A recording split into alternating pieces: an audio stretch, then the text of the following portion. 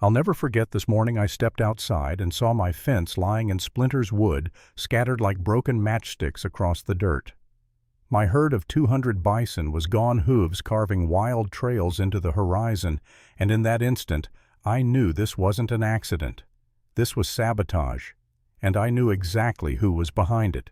Karen, the self-proclaimed queen of the HOA, the woman with the clipboard who thought she ruled everything she could see. My name doesn't matter as much as what I stand for. I've lived on this land all my life, inherited from my father and his father before him. A few hundred acres of rolling pasture framed by mountains, a life carved out by sweat, patience, and fences I built with my own 2 hands. Those fences weren't just wood and wire, they were boundaries. Promises, a line in the dirt that said, "This is mine, earned fair and square." And until Karen came sniffing around, no one dared challenge it. Karen wasn't content with her cul-de-sacs and manicured lawns a mile down the road. She wanted more. In her mind, everything within sight of her Lexus belonged under her community standards. She'd slow roll past my gate, scribbling notes like a cop on patrol visor, pulled low lips curled in permanent disapproval. One day she stopped and told me my barn, built 20 years before her subdivision even existed, was unsightly. That was her word, unsightly. My life's work reduced to something ugly in her little world. At first I laughed it off. People like her thrive on attention, and I figured if I ignored her she'd eventually get bored. But Karen wasn't like most people. She wasn't satisfied until she won. That's when the letters started, neatly typed notices on HOA letterhead warning me about landscaping violations and uniform fencing standards. On a cattle ranch. I tossed them in the fire pit and went on with my chores. Then came the visits. A couple of board members, city men in polo shirts, showed up sweating in the sun, telling me it would be easier for everyone if I just joined the association. They spoke about property values like it meant something to me. I looked at their soft hands and thought they wouldn't know a post driver from a crowbar if their lives depended on it. But the real showdown started at a meeting. I walked into their clubhouse, fake stone fireplace and all, and told them plain and simple, "This ranch is not part of your HOA. Never was, never will be. My land, my rules." The whispers filled the room, some siding with me, some glaring like I'd spat on their shoes. Karen just smiled, visor glinting under the fluorescent lights, and said, "We'll see about that." That was the moment I realized it wasn't going to end with a few letters. From then on it was war by 1,000 cuts. Notices tacked to my gate, gravel dumped across my road, bogus complaints to the county about my livestock being a public nuisance. The sheriff came out once, shook his head, and told me, "Sorry, man, this is nonsense." But Karen didn't stop. She leaned against her Lexus one afternoon and told me, "You're either with the community or you're against it. And trust me, you don't want to be against it." That's when I knew she wasn't just a nuisance. She was dangerous. The breaking point came in spring. Dogs barking in the middle of the night, low and guttural, the kind of bark that freezes your blood. I grabbed a flashlight, pulled on my boots, and ran.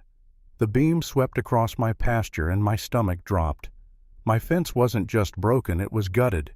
Sawed clean through, entire sections gone. My herd, my bison, already scattered into the dark. And though I didn't see her, I knew whose hand was on the saw. The next morning neighbors drove by slow, some shaking their heads, some pretending not to notice, and the whispers followed me into the feed store. His cattle broke loose. He can't even control his own land. Karen's lie was working. She was breaking me down in front of everyone, turning my dignity into a punchline. A week later at the HOA gala, she pulled out all the stops. Dressed in sequins, rhinestone headbands sparkling, she stood at the podium and clicked through a slideshow. Photos of my broken fence, my herd on the highway, even a grainy picture of me fixing posts in the sun.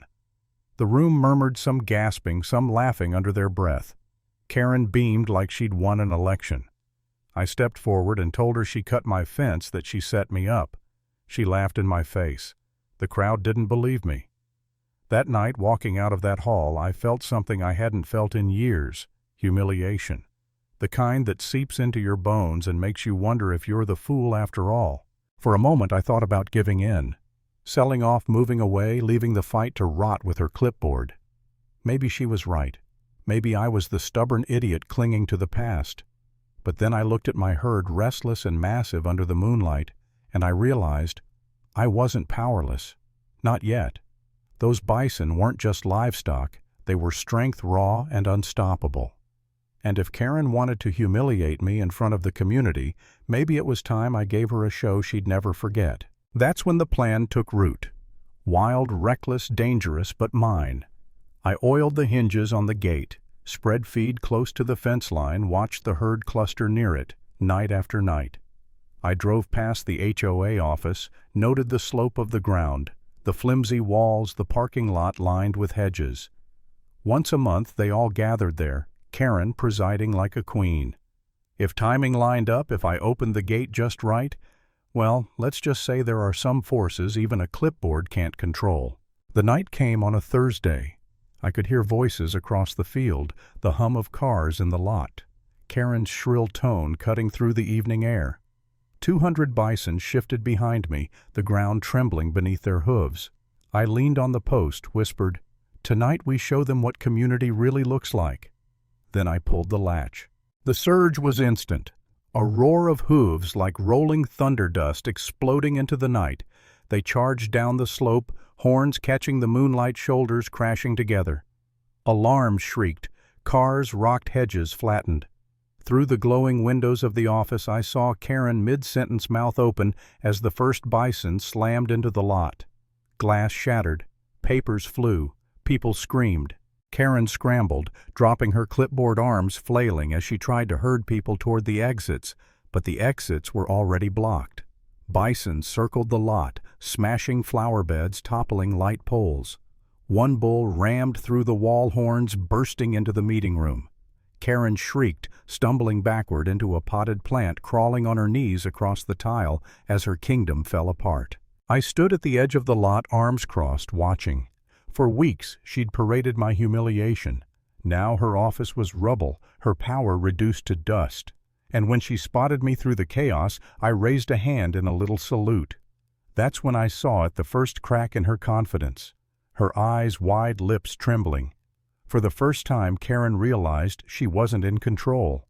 The stampede didn't last long, maybe 10 minutes, but it felt eternal. When the herd finally scattered back into the fields, silence hung heavy over the wreckage. The once pristine HOA office was gutted, windows, shattered chairs, overturned, their pride banner snapped in half. And in the middle of it stood Karen, hair wild, clutching the broken remains of her clipboard. The next morning the county buzzed with the news. Reporters swarmed the office ruins, cameras catching every broken window, every hoofprint in the dirt. Karen tried to spin it, calling me reckless, demanding I be arrested.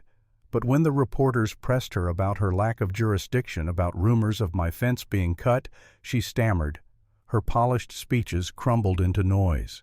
And for the first time the community didn't nod along. They questioned her. Soon her own board members started to quit. Residents revolted when she tried to bill them thousands for office repairs. "Why should we pay for your war with the rancher?" they shouted.